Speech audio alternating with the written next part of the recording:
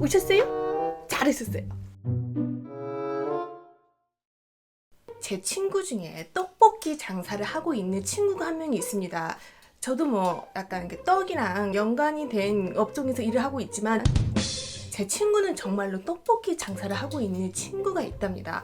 그게 프랜차이즈라서 홀에서 드시는 손님들 비중보다는 배달을 시켜서 드시는 손님들의 비중이 훨씬 더 많아요. 배달 대행업체를 쓰는 게 돈이 얼마나 많이 들겠어요. 그래가지고 제 친구가 직접 배달을 가는 경우가 더 많습니다. 근데 또 그 친구가 저랑 동네 친구라서 가끔 제가 알바를 끝나고 지나갈 때 친구는 배달을 하고 지나가는 경우가 종종 있어요. 그럴 때는 떡볶이 조심히 배달해라, 너는 조심히 집에 들어가라, 이런 식으로 이렇게 서로 안녕하고 집에 가는데, 오늘은 저희 집 앞에 있는 빌라로 배달을 와가지고 시간이 좀 남았다 그래가지고 카페에 갈 필요가 뭐가 있겠어요. 8,000원 주고 먹기에는 좀 아깝잖아. 잠깐 만나는 건데 그래서 GS25시에서 서로 이렇게 건배하면서 불가리스 한잔을 했지. 불가리스는 게 참 장이 좋아. 난 그래서 불가리스 참 좋아하는 사람인데 서로 추천해주면서 난 이게 불가리스 베리믹스가 좋더라, 불가리스 플레인 좋더라 한잔을 하고 있는데 친구가 그런 말을 하는 거예요. 나 요새 배달하면서 모텔을 되게 많이 가는데 아니 갈 때마다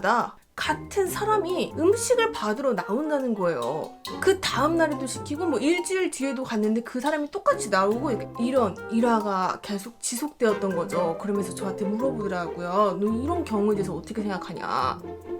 그거 아마도 달빵 같은데? 이렇게 얘기하니까 제 친구 윤숙이 도대체 달빵이 뭐냐라고 저에게 물어보더라고요. 그래서 제가 오늘 그 이야기를, 달빵에 대한 이야기를 여러분들에게 나눠봐야겠다고 생각이 들었지요.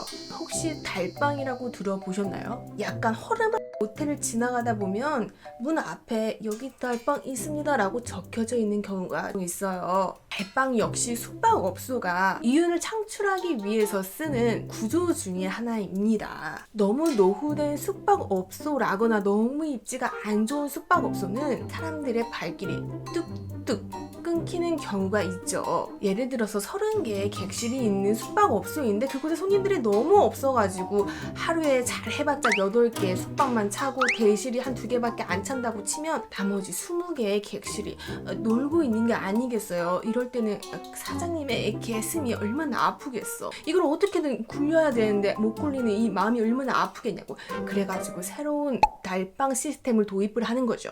달빵은 고시원이랑 거의 비슷한 맥락이라고 생각하시면 됩니다. 한 객실을 어느 정도 일정한 금액을 주인가 쇼부라고 얘기하면 되나요? 뭐라고 얘기해야 될까? 가격 측정 조율을 통해서 맞춘 다음에 그 금액을 주고 나서 한 달 동안 살게 되는 형식입니다. 완전 고시텔과 비슷하죠. 다만 고시텔이 아니라 숙박업소라는 그것만 달라지는 것이죠. 그렇기 때문에 거의 대부분 보증금도 없고요. 관리비도 측정되지가 않습니다. 이거는 케바케인데 보통은 다 그래요.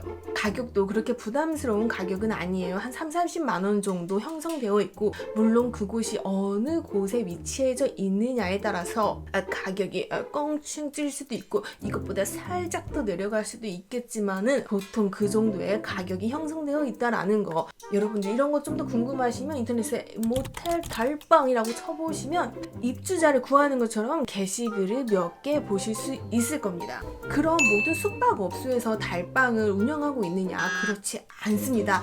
장사가 잘 되는 곳은 굳이 달빵을 할 필요가 없죠. 숙박도 평일에 보통 5만 원이고 대실도 2-3만 원 하니까 달빵 손님을 채워놓는 것보다는 객실을 하루 종일 돌리는 게 훨씬 더 이익이기 때문에 장사가 잘 되는 곳은 달빵 같은 걸 운영하고 있지 않아요. 여기서 궁금증이 하나가 생기시죠? 도대체 달빵에 묵는 사람은 어떤 사람들일까? 여러 가지 이유가 있을 수도 있겠지만 고시텔에서 살게 되면 화장실도 공동으로 사용해야 되고, 물론 공동으로 사용하지 않고 방 안에 옵션으로다가 있는 방도 있겠지만 그런 방이 살짝 비싸지지 않겠습니까? 그렇기 때문에 차라리 나는 모텔에서 사는 게 더 좋다고 해가지고 오시는 분도 있으시고, 숙박업소 근처에 큰 건물이 올라간다라거나 뭐 큰 공사가 있다고 하면 공사가 끝날 때까지 상주하면서 있어야 될 인부분이 있지 않겠습니까? 그렇기 때문에 공사장과 가까운 부근에 집을 구해야 되는데, 아니 뭐 계약이라는 게 뭐 1년 단위, 2년 단위 이런 식으로 하지 않습니까? 그리고 보증금도 그렇고, 차라리 나는 간단히 모텔 달방을 쓰겠다 하셔가지고 묵는 경우도 있습니다. 제가 일하는 숙박업소는 달방을 운영하고 있지 않습니다.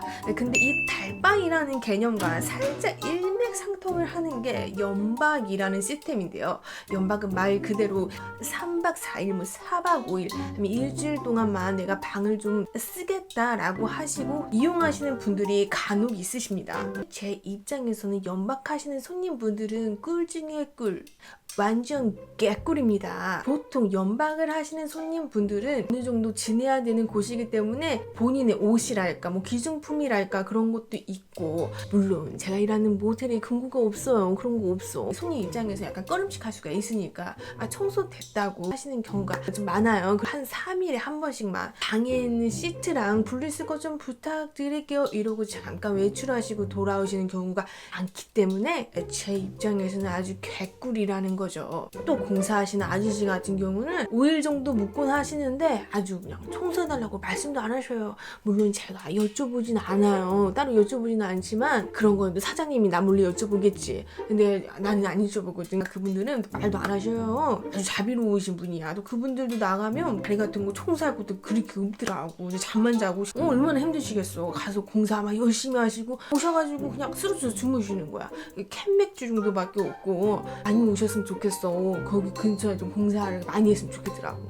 하지만 이런 평화는 오랫동안 지속이 되지 않죠. 숙박업소라는 게 3D 업종 중에 3D 업종이라서 나는 진짜 그래서 난 3D를 안 봐. 영화 같은 거 3D를 눈기조차 안 준다고. 내가 3D 안에 들어가 있는데 내가 뭐하러 3D를 보니? 그렇기 때문에 긴장을 함부로 놓으면 안 되는데 내가 한번 된통 당한 적이 있지.